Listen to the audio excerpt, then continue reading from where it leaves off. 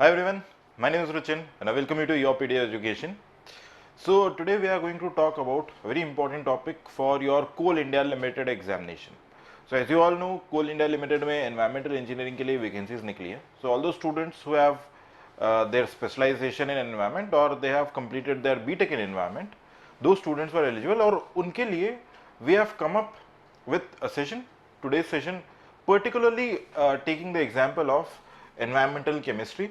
Since environmental chemistry आपके syllabus का part है, उस एनवायरमेंटल केमिस्ट्री के अंदर जो मोस्ट इंपॉर्टेंट टॉपिक है दैट इज आयनिक इक्विलिब्रियम. ठीक है, अब this is going to be like, मैं आपको थोड़ा सा कॉन्सेप्ट बताऊंगा and then we'll be solving 5, 10, 8, 10 कुछ क्वेश्चंस हम लोग सॉल्व करेंगे.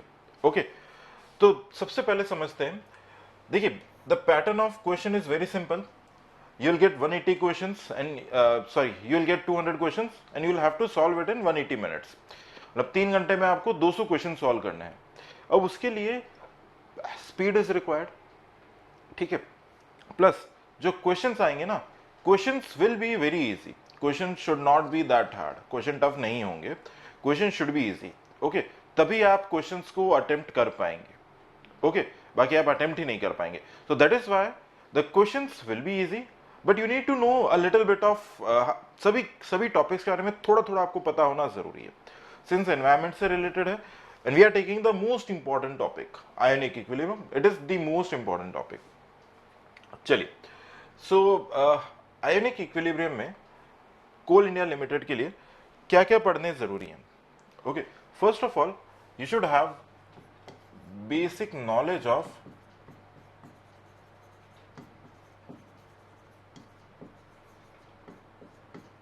पीएच. ठीक है, basic knowledge of pH is very very important.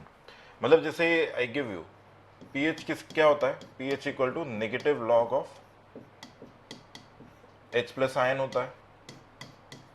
What is POH? That is negative log of OH minus ion होता है. ठीक है, और क्या होता है pH plus POH, that is equal to 14. That is an important concept, बहुत important है. और ये किस पे होता है? Eight 298 kelvin only. 298 केल्विन का मतलब क्या है? It is room temperature 25 degree Celsius. तो वहां पर ही है. तो आपको पीएच के बारे में कुछ कुछ पता होना बहुत जरूरी है. ठीक है, अब इसके बाद में आ जाता है second, various theories and laws. ठीक है, let me give you an example. जैसे आपको पता होना चाहिए व्हेन वी से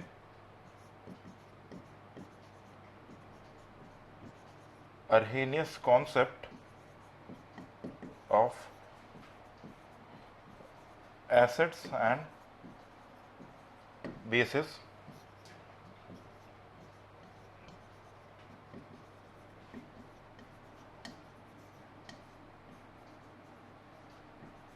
Bronsted-Lowry theory,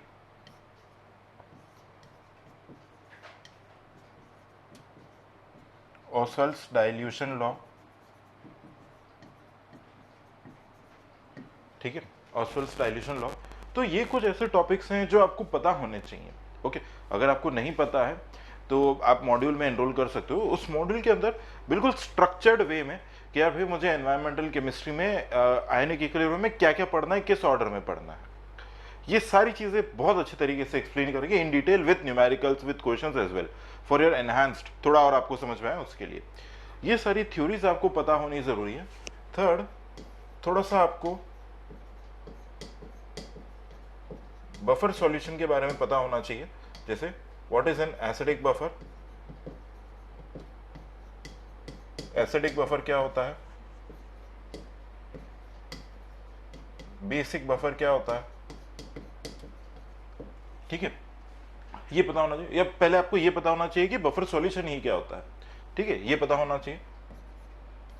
इसके अलावा इंट्रोडक्शन ऑफ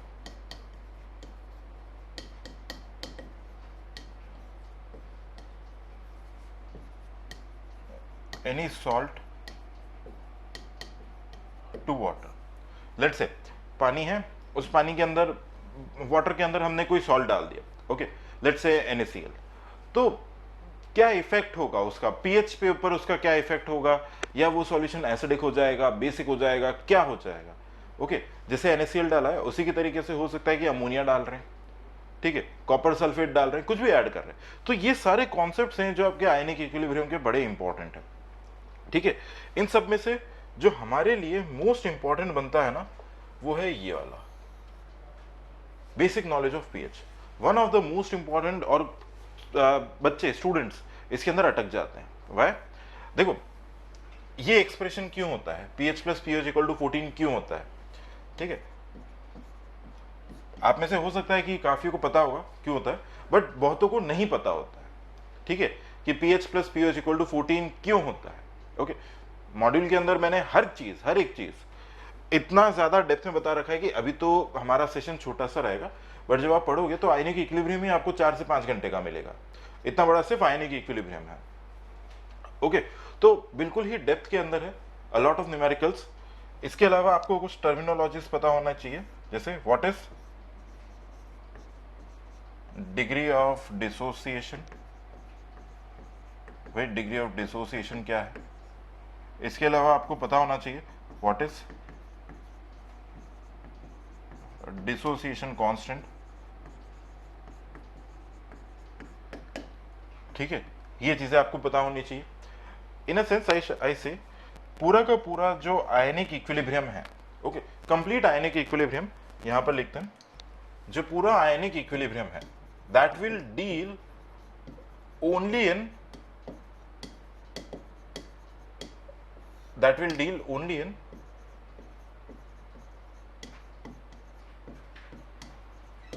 वीक इलेक्ट्रोलाइट्स, ठीक है, सिर्फ और सिर्फ किस में डील करता है, वीक इलेक्ट्रोलाइट्स में डील करता है, इसके अलावा किसी भी चीज में डील नहीं करता वो,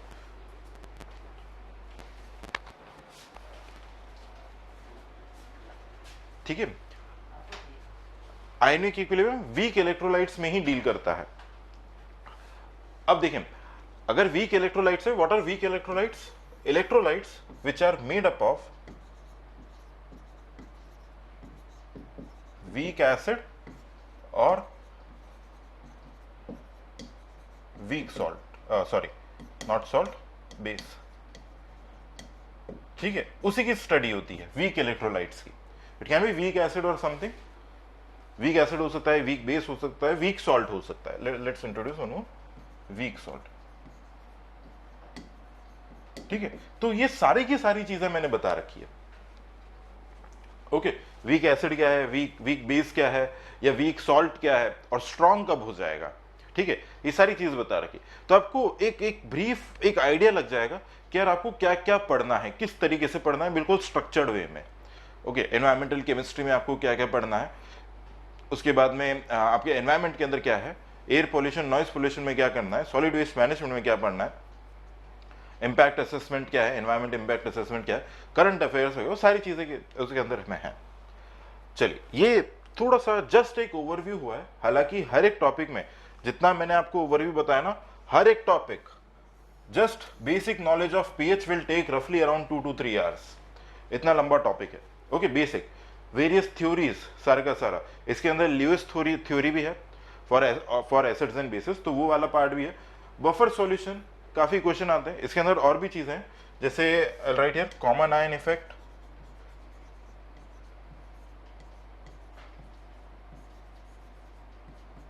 ठीक है, कॉमन आयन इफेक्ट बहुत सारे स्टूडेंट्स इंजीनियरिंग में आते हैं, बट ये कॉन्सेप्ट्स थोड़े थोड़े मिस आउट हो जाते हैं। ओके, हालांकि they are not very tough, आप एक बार पढ़ेंगे तो शायद समझ में भी आ जाए।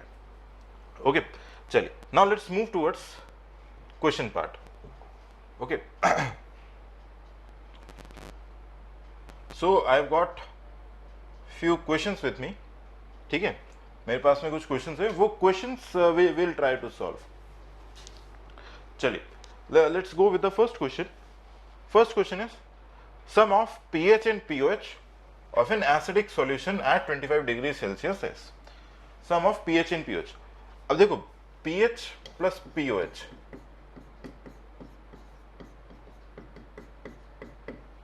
this is equal to 14, ठीक है, pH प्लस pOH किसके बराबर होता है? 14 के बराबर। अब ये जो है ना, this is irrespective of whether you go with acidic solution और बेसिक सॉल्यूशन, किसी में भी जाओ, बट होना क्या चाहिए, कहां पे? एट 25 डिग्री सेल्सियस और 298 केल्विन, इस पर ही होना चाहिए। यानी कि आपका आंसर क्या है? 14। क्लियर है? It should be 14। Sum of pH and pOH किसके बराबर होना चाहिए? 14 के बराबर, irrespective whether the solution is acidic और इट इज बेसिक, एल्कलाइन है, किसी भी तरीके का, प्रोवाइडेड सिर्फ एक ही पार्ट है बहुत इंपॉर्टेंट, वो ये कि इसका जो टेम्परेचर है that should be 25 degree Celsius, तभी ये वैलिड है। ओके, बाकी वैलिड नहीं है। ओके, नेक्स्ट क्वेश्चन पे आते। Okay, so let's come to the next question, second question. The pH of a solution is 8.5। ठीक है, अब जब भी पीएच ग्रेटर देन 7 होगा, whenever the pH is greater than 7 we call it as acidic, basic or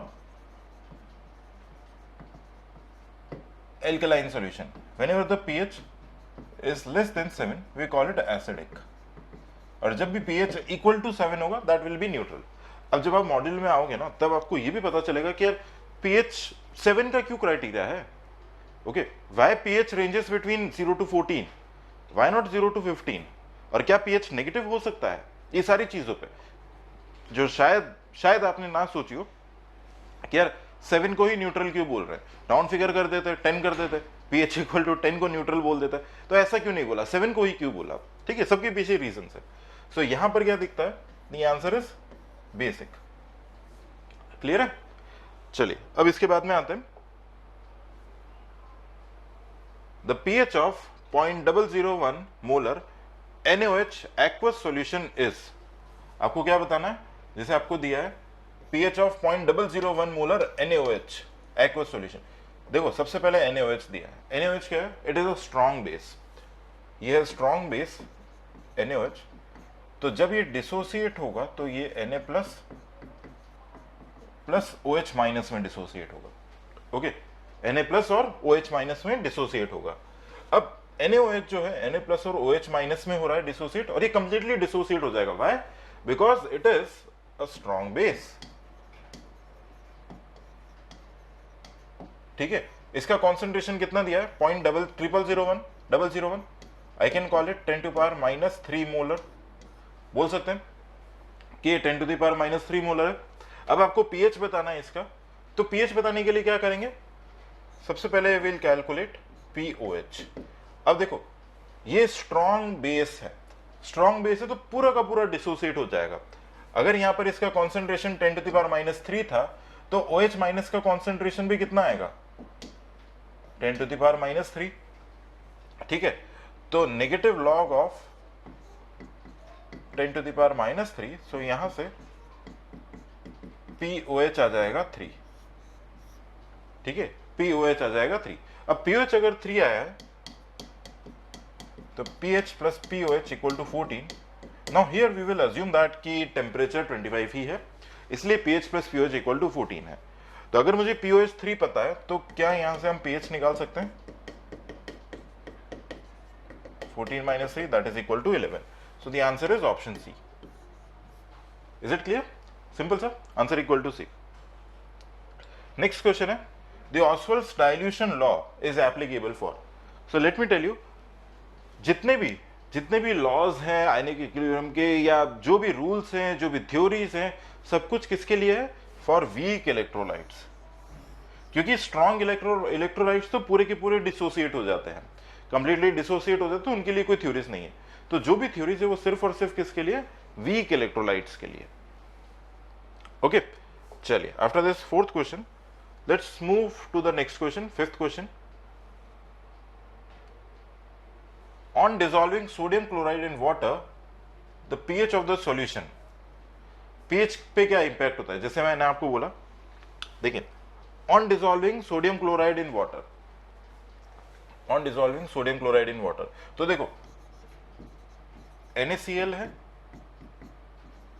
plus water, ये reaction क्या होगी? NaOH plus HCl। ठीक है, NaOH प्लस HCl। अब आपको ये दिख रहा है NaOH, this is a strong base. HCl क्या है?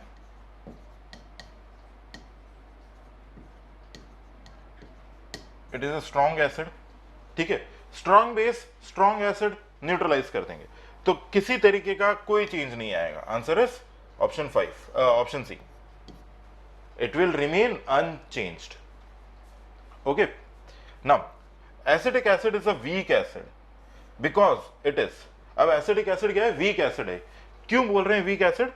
Because it is slightly ionized. क्योंकि पूरा का पूरा आयोनाइज ही नहीं होता है. एसिटिक एसिड क्या है? CH3COOH. रफली कितना आयोनाइज होता है? ओनली 5%. इतना ही आयोनाइज होता है, इससे ज्यादा आयोनाइज नहीं होता. क्लियर है? इस तरीके के क्वेश्चंस आपको एक्सपेक्ट करने हैं आपके कोल इंडिया लिमिटेड के एग्जाम में, इस तरीके के. अभी थोड़ा सा आगे चलते हैं. एक छोटा सा अच्छा क्वेश्चन भी है that will solve. Next question is an aqueous solution of sodium acetate is. ठीक है, सबसे पहले समझें कि सोडियम एसिटेट का एक्वस सॉल्यूशन, सोडियम एसिटेट यानी CH3COONA प्लस H2. ठीक है, इसका एक्वस सॉल्यूशन क्या बनाएगा? CH3COOH plus NOH. अब आपको ये इक्वेशंस फॉर्म करने आना चाहिए. ये इक्वेशन फॉर्म करने नहीं आती है तो ऑब्वियसली आपको थोड़ा पढ़ना पड़ेगा. पढ़ोगे तो आ जाएगा, नथिंग इज वेरी टफ. आप पढ़ेंगे तो समझ में आ जाएगा. सोडियम एसिटेट का एक्वस सॉल्यूशन, जैसे ही सोडियम एसिटेट को पानी के अंदर डालते हैं, इन दोनों को मिक्स करते हैं, तो क्या बनाता है? एक एसिटिक एसिड और एक sodium hydroxide base, caustic soda. अब CH3COOH, this is a weak acid. Let me right here. ये क्या है? वीक एसिड है. NaOH क्या है? It is a strong base. अगर यहां पर वीक एसिड और वीक बेस होता तो अगेन पीएच के अंदर कोई चेंज नहीं था, वापस से सेम पर ही रह जाता. बट अगर वीक एसिड है, स्ट्रॉन्ग बेस है, तो strong base will dominate over the week acid और पीएच को क्या करेगा? बढ़ा देगा, ग्रेटर देन 7 कर देगा. यानी सॉल्यूशन कैसा हो जाएगा? एल्कलाइन हो जाएगा. Okay, answer is alkaline. Basic हो जाएगा. एल्कलाइन का मतलब क्या है? बेसिक हो जाएगा. क्लियर? चलिए नेक्स्ट आते हैं. देखो, अब ये क्वेश्चन है, ये थ्योरेटिकल क्वेश्चन है, थ्योरी से आया हुआ है. According to Bronsted Lowry, Bronsted और लाउरी ये दो साइंटिस्ट थे, इन्होंने अपना थ्योरी दिया था. उनके अकॉर्डिंग एसिड कौन है जो कि प्रोटॉन डोनर है, ठीक है, और बेस क्या है? जो प्रोटॉन एक्सेप्टर है. ठीक है, प्रोटॉन डोनर है और एक प्रोटॉन एक्सेप्टर है. एसिड कौन सा है? जो प्रोटॉन डोनेट करता है. अभी देखो, प्रोटॉन का मतलब क्या है? बड़ा सिंपल सा है, H+ आयन होता है, उसी को प्रोटॉन कहते हैं. H+ आयन क्या है? हाइड्रोजन का एटॉमिक वेट 1 है, एटॉमिक मास और एटॉमिक नंबर भी 1 है. यानी उसके अंदर एक प्रोटॉन है और एक इलेक्ट्रॉन है. न्यूट्रॉन्स कुछ है नहीं उसके अंदर, एक प्रोटॉन है और एक इलेक्ट्रॉन है.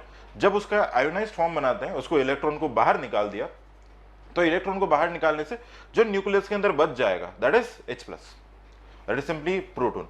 अभी हम लोगों को समझ में आता है बिकॉज टेक्नोलॉजिकली हम लोग बहुत ज्यादा एडवांस हो गए. बट बैक देन 100 और 150 ईयर्स बैक, उस टाइम पे नहीं पता था कि प्रोटॉन क्या होता है. ठीक है, एटम क्या होता है नहीं पता. तो उस टाइम के हिसाब से this was a very big statement जो दिया गया कि एसिड जो है वो प्रोटॉन डोनर है.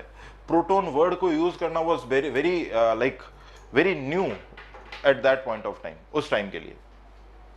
ओके, तो यहां पर कौन है? Proton donor. Acid is something जो कि प्रोटॉन डोनर है. नेक्स्ट आते हैं. ओके, चलिए नेक्स्ट क्वेश्चन पे आते हैं. This question 9th question.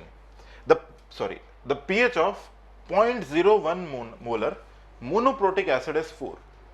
9th question देखना है. The pH of 0.1 molar monoprotic acid is 4. Then the dissociation constant of the acid is. ठीक है, चलिए इस क्वेश्चन को सॉल्व करते हैं।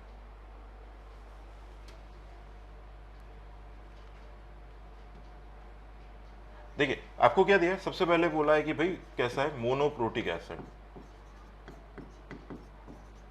अब मोनोप्रोटिक एसिड क्या होता है, वो एसिड होते हैं कि जो एक H प्लस आयन रिलीज करता है।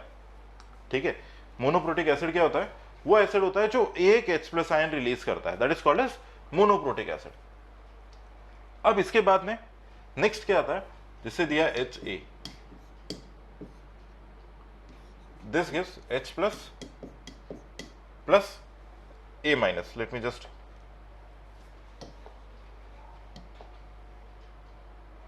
सॉरी, ओके वापस से लिख लेते हैं।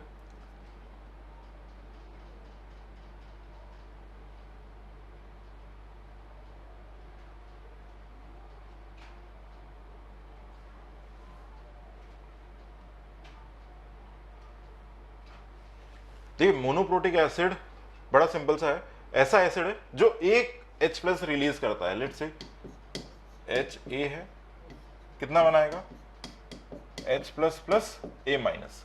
ठीक है, अब हमें क्या दे रखा है, the concentration of this is 0.1 molar. Okay 0.1 molar. तो मान लेते हैं कि अगर इसका कॉन्सेंट्रेशन C था तो यहां पर 0 और 0 है, और एट इक्विलिब्रियम क्या होगा, कुछ कॉन्सेंट्रेशन कम हो जाएगा, यहां पे इतना बनेगा, यहां पर इतना बनेगा, where alpha is degree of dissociation. तो यहां पर हम एसिड के लिए Ka कितना लिखेंगे, C alpha into C alpha upon C minus C alpha, यानी Ka का एक्सप्रेशन कितना आएगा, C alpha square upon 1 minus alpha. अब यहां पे एक बड़ा एक स्टैंडर्ड सा असम्पशन है, that assumption is assuming alpha is much much much less than 1, therefore 1 minus alpha is nearly equal to 1। ठीक है, 1 माइनस अल्फा को हम लोग नियरली इक्वल टू 1। अब alpha is much much much less than 1, इसको मानने के पीछे क्या रीजन है कि pH 4 है, pH बहुत कम नहीं है, pH बहुत कम होता तो हम लोग ऐसा बोलते कि यार ये तो कंप्लीटली डिसोसिएट हो रहा है। ओके, स्ट्रॉन्ग एसिड हो जाता ना, अभी तो नॉर्मल सा एसिड है, pH इक्वल टू 4। तो यहां से हमारे पास में क्या एक्सप्रेशन आता है, that Ka this is equal to C alpha square. ठीक है, Ka किसके बराबर है, C अल्फा स्क्वायर के बराबर है। ठीक है, C अल्फा स्क्वायर। अब देखो यहां पर आपको पूछा क्या है, Ka का वैल्यू पूछा है। ओके, अब C हमें दे रखा है, C का वैल्यू कितना है, 0.1 मोलर, बट हमारे पास में क्या नहीं है, अल्फा नहीं है। ठीक है, तो अल्फा निकालने के लिए क्या करेंगे, विल यूज योर माइंड, अपना माइंड लगाएंगे, और pH हमें दे रखा है 4। अगर pH 4 दे रखा है तो that is equal to negative log of H plus ion. अब इसको सॉल्व करोगे तो आपको H प्लस आयन का कॉन्सेंट्रेशन मिल जाएगा 10 टू द पावर माइनस 4। अब H प्लस आयन का कॉन्सेंट्रेशन मेरे पास 10 टू द पावर माइनस 4 आ गया, और वो इक्विलिब्रियम में किसके बराबर है, C अल्फा के। तो यहां से क्या लिख सकते हैं, 10 to the power minus 4 equal to C alpha, this is 0.1 into alpha. तो यहां से मुझे अल्फा निकल आएगा कितना, 10 to the power minus 3। Alpha कितना आ जाएगा, 10 टू द पावर माइनस 3। अगर अल्फा मेरे पास में 10 टू द पावर माइनस 3 आ गया है, तो क्या हम Ka निकाल सकते हैं, concentration of C is 0.1 into 10 to the power minus 3 का होल स्क्वायर। तो Ka कितना आ जाएगा, 10 to the power minus 5। Ka कितना आ जाएगा, 10 टू द पावर माइनस 5। अब देखने में लग रहा होगा कि यार ये क्वेश्चन तो बड़ा लेंदी है, अगर एग्जाम में आ गया तो कैसे करेंगे। तो इसका सिंपल सा रीजन ये है, आपको लेंदी इसलिए लग रहा है क्योंकि आपको इसके पीछे का कॉन्सेप्ट नहीं पता है। कॉन्सेप्ट क्या है इसके पीछे का, कि यार आपको ये ध्यान नहीं रखना है। ओके, ये तो आपको समझाने के लिए मैंने बताया, दिस इज नॉट इंपॉर्टेंट। आप एग्जाम में ये चीज नहीं करेंगे, एग्जाम में directly you will start with this expression, Ka किसके बराबर है, C अल्फा स्क्वायर के बराबर डायरेक्टली। अगर pH इक्वल टू 4 दे रखा है तो इतना सॉल्व करने का लिखना नहीं है, pH इक्वल टू 4 दे रखा है, दैट मीन्स आपका H प्लस आयन कितना है, 10 टू द पावर माइनस 4 है, directly 10 to the power minus 4। h plus कितना है 10 to the power minus 4. This 10 to the power minus 4 is equal to C alpha. ये किसके बराबर है सी अल्फा के. तो 10 to the power minus 4 equal to 0.1 alpha. तो अल्फा किसके बराबर है 10 टू द पावर माइनस 3. तो यहां से के ए का वैल्यू कितना आ जाएगा 10 टू द पावर माइनस 5. यानी this is your dissociation constant.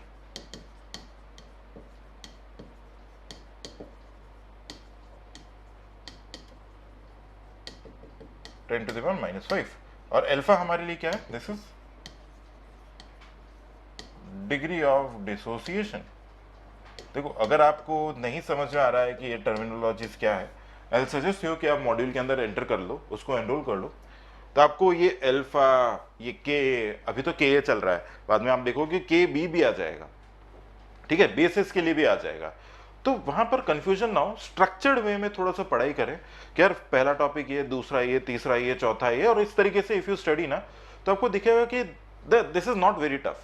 But आप अनस्ट्रक्चर्ड वे में पढ़ोगे, बिकॉज एक तो vacancy it comes after a very long time. Okay, और अगर वैकेंसी एनवायरमेंटल इंजीनियरिंग की आई है तो आप समझिए कि इसके अंदर कंपटीशन लीस्ट है, सबसे कम कंपटीशन है. तो अगर आपको स्ट्रक्चर्ड वे में चीजें मिल जाती है with the test series and with everything else, so that is the best part.